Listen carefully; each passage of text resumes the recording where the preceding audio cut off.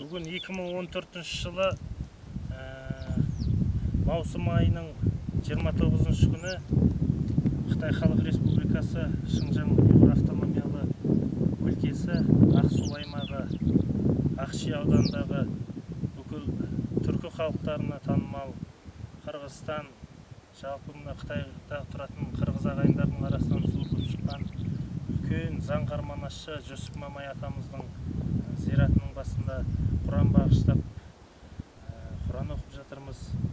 Бұл кісіге Мырзатай Жолдасбеков ағамыз үлкен қазақ-қырғыз бір туған ел деп үлкен сәлем жолдап еді. Ол кісі өз көзіменен көріп жолдаған сәлемін құлағымен естімесе де қалған шәкірттері бүкіл осы Қызылсу аймағында тұратын қырғыз ағайындар үлкен сәлемін айтып жатыр, рахметін айтып жатыр.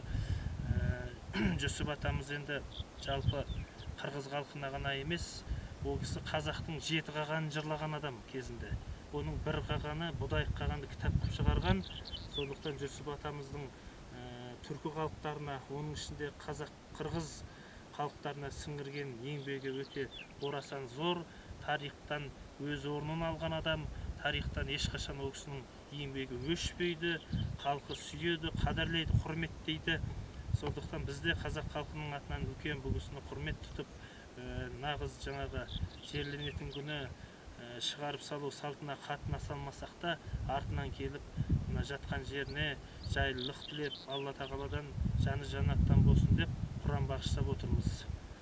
Осында қырғыз ағайындар аман болсын, Жүсіп атамыздың қалдырып кеткен мұрасын әрдайым жүректерінде сақтап, ұрпақтан ұрпаққа жалғастыра береді деген тілектеміз. Рахмет.